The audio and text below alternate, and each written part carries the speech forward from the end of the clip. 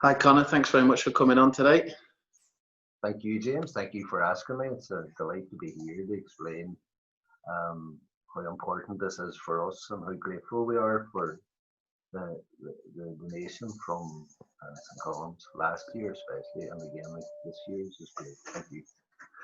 And obviously, Zest itself relies heavily on funding, and the way we are in lockdown at the moment, it has had an impact on what you're able to do in terms of that fundraising. It's impacted on what we would have hoped to have done. We're still going to do something, but what we would have hoped to have done, and as you mentioned, the fundraising that it raised last year. So tell me this, how has it been trying to raise funds during this lockdown period? It's been very difficult. I suppose it's important to kind of explain the importance of fundraising. We have two sets of clients. One, we have a contract with a public health agency called SHIP, the Self-Harm Intervention Program, where if somebody has an episode of self-harm or attempted suicide, they go to the doctor, go to the hospital. They're then assessed for clinical conditions. If they have a clinical condition, they're taken into statutory services. If it's life problems or life difficulties, they're offered the chance to come to us. We're paid for that work. Now, the percentage of people who actually go there is 30% in the overall group of the population of self-harm and suicide. So there's 70% out there who don't go. And when they come to us and ask for help, we don't have money for that. What we do is we have a fundraising program, and I deliver training around Northern Ireland, and we get money for that. And that goes to pay for that work. So the money that was raised last year, the money that we got from you, actually allowed us to deliver 300 sessions of counselling. And those are people who may have had to wait 12 weeks, 15 weeks, 20 weeks on a waiting list so that we could get around to see them, because we don't have the money to see them immediately. We have to wait until the space arises and then we take them in. So, I mean, when you think of it, that was a huge amount. It was so, my goodness. I mean, lives are saved. Make no mistake. People think it's just a few pounds, but all the money goes to counselling, all of it. The difficulty now is with the lockdown, we had events arranged that we couldn't carry through. But everybody's doing the second best thing of at home. I mean, we had two gentlemen who actually cycled 260 kilometers for us. But people, there was a bounce, fundraiser. Bounce is like a keep fit exercise and a mini trampoline, keep fit classes here, and they raised almost £500 for us in a wee bounce session. So people are doing things at home, and wee bits of money coming in. We had a big fundraiser from Oma, where it was a Gaelic club, it was Killyclahar Gaelic Club, and they all did individual things and training and this. And it was amazing, it was amazing. So people haven't forgotten about us. It's like everything else. There's a different way of doing it now, and under these circumstances, like us doing this, it's a different way of doing it. But they still are thinking. One of the problems was, and rightly so, everybody was fundraising for the NHS. There was a huge NHS fundraising thing which put a whole lot of things in the back burner, So, but having said that, we also had events that were on before the lockdown, and that money came through during the lockdown. Alton Hospital Choir did a concert in the Guildhall, and that raised a lot of money for us. There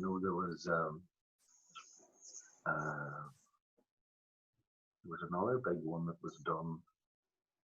I think it was done in Oma again. It was one of these events where it wasn't a Gaelic club, it was a community club. But again, they raised a serious amount of money for it, and that just came through. So I suppose part of the positive of it is we don't have the expenses of offices and travel, and so there's a wee savings there that makes up for not having the income coming to cover it, But I think the most important thing is that the money that we get goes to those people who wouldn't normally get the service, and they get it far quicker, and it's really effective. We see from we have two contracts, one here in the West and one in the Northern Trust. We actually do the Northern Trust as well. Last year we saw 1,500 people were referred. They were referred to us from those areas. But we had 400 people who came in off the street, you know, and that's what your money went towards, you know, and it's amazing, amazing. I mean, the generosity is just amazing, you know. And it's never about amounts. Amounts are important. And it's the fact that people care. It's the fact that our own community cares about us. When St. Collins will think of us and help us financially, it's even that thought is priceless. That's the bit that we value the most. You know? And certainly, you know, I was chatting with Rachel from Fire Search and Rescue yesterday, and she was saying about how they've been supported through these times, and you know, from what you're saying there, kind of, that place never ceases to amaze me in terms of how people do get out and support, whether it be with their time, like you say, cycling that kind of a distance. Goodness knows, only knows what my knees would be like if I even attempted that. The thought of it is making my knees ache. But you know, the people around here will get out and they will support, and they know the benefits.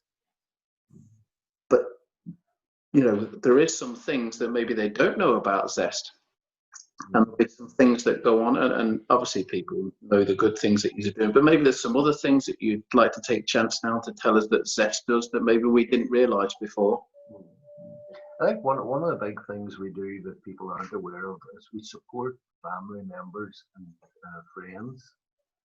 That you don't have to be a client with us to come along for support. People can come in off the street, say a father, mother, son or daughter is self-harming or suicidal. They come in, we'll support them. They understand the person. How do you risk manage them? You know, and just give them that place where they can talk about it and get it out of their system. Because obviously it's very difficult to do it at home within that system. They talk about how they're feeling.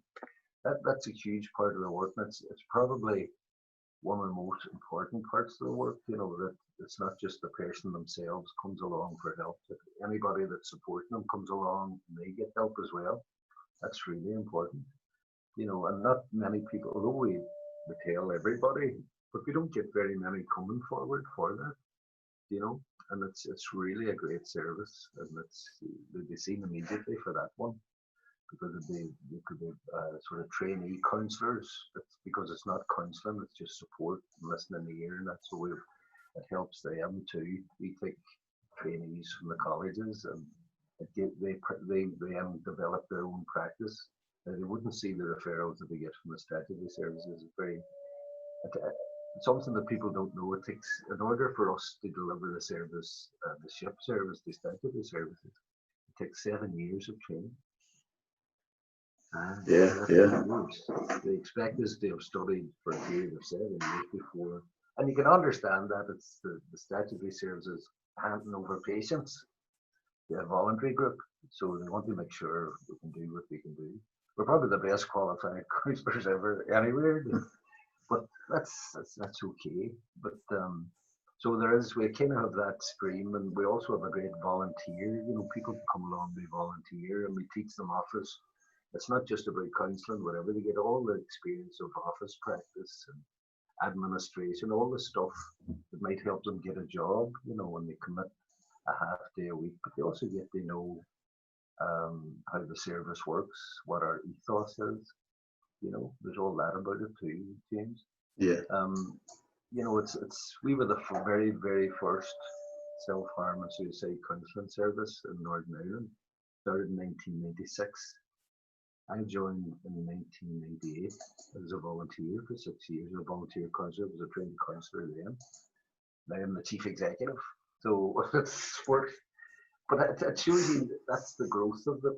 You know, that's the opportunity for anybody that, you know, that's there, you know, for especially volunteers. Volunteers love it, you know, and they learn so much about themselves as well as the profession, you know.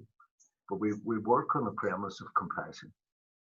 This is the bit people think, you know, okay, we have to do 7 years studying or whatever courses that add up to that. This is about kindness. This is about compassion. It's about good people And when somebody's at that part in their life where they're struggling, I mean, the last thing we need somebody waving the finger at them, or if you could wise up and pull yourself together, we wouldn't be having this conversation. It needs that compassion and understanding.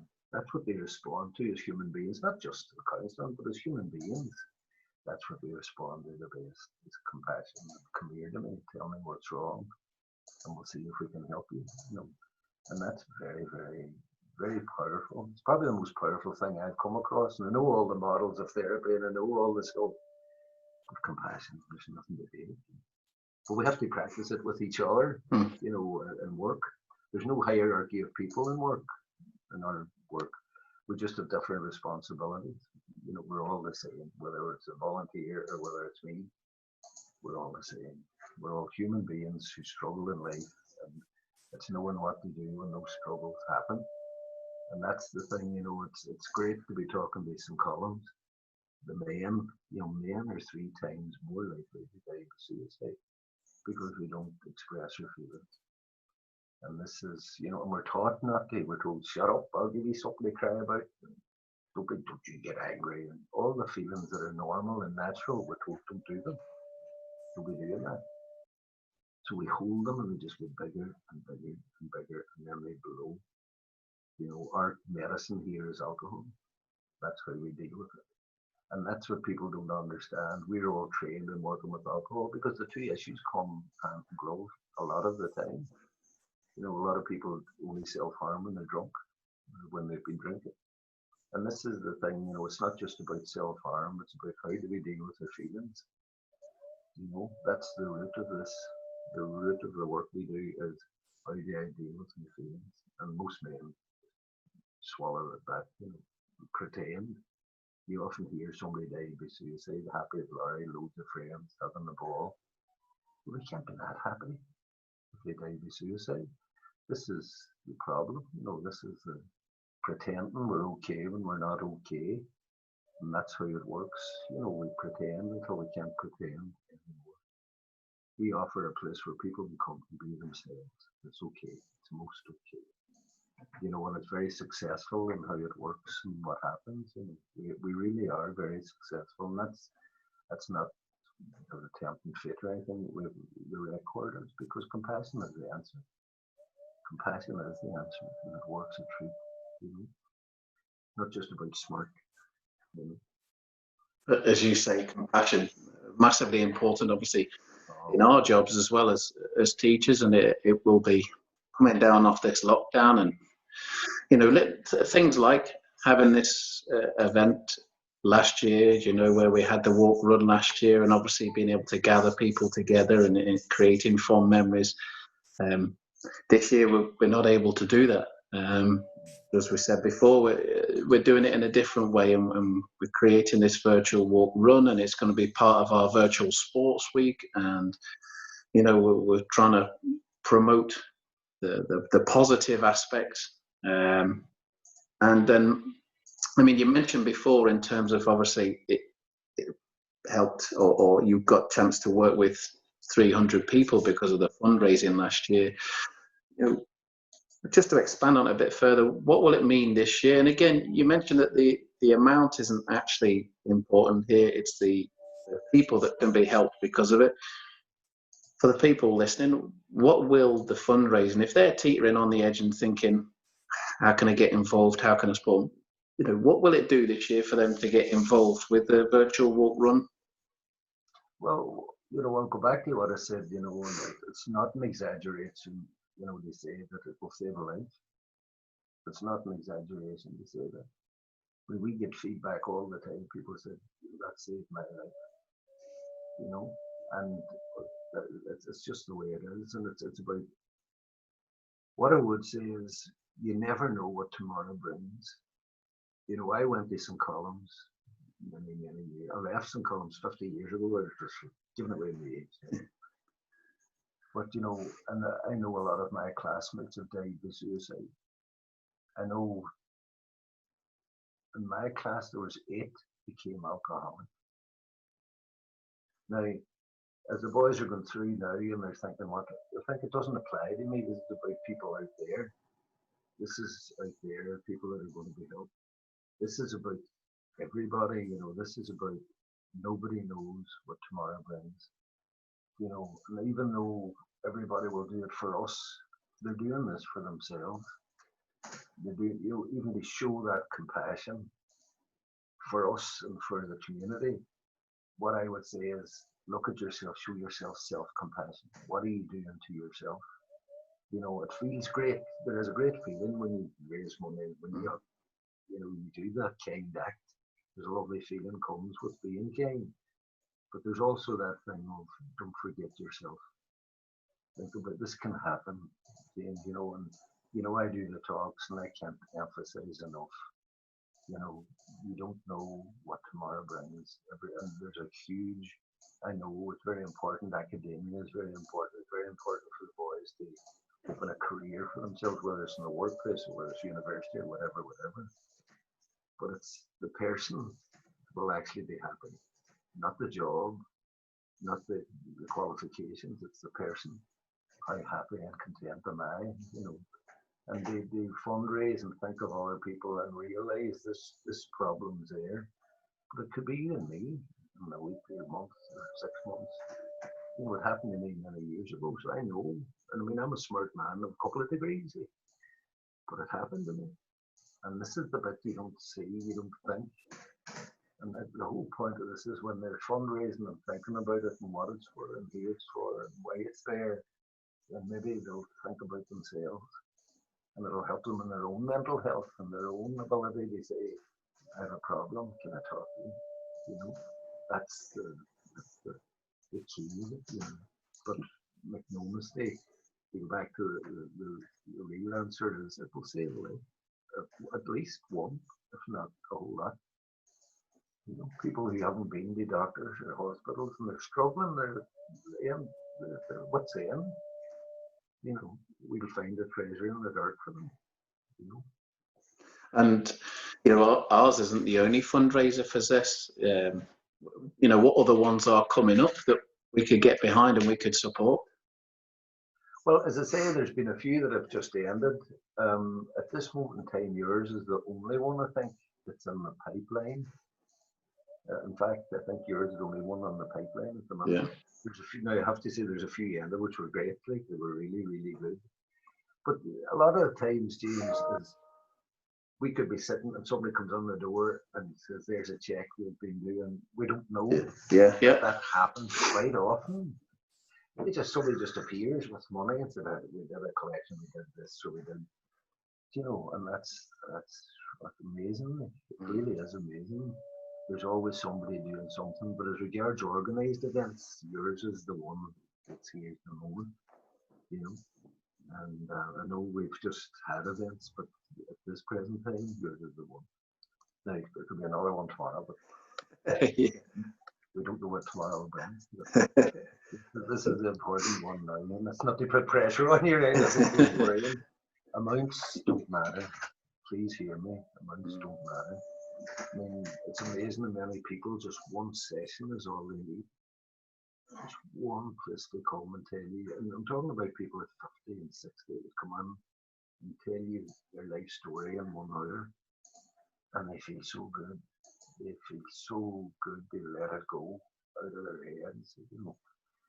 So it's not about, you know, does everybody get 10 sessions or 12? It's not. People get what they need. You know, and it's, you know, we can't thank you enough. It really is. It's invaluable. It's priceless. You know, it really is priceless. Well, thank you very much for your time, Conor, and sharing that with us. And we look forward to the efforts, you know, of trying to raise some of those funds so that we can hopefully have a little bit of impact and continue to have an impact in the future. So thank you.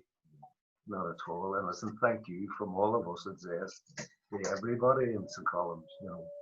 And I'm sure, you know, it's not about just those that fundraise, just we wish everybody the best in the future.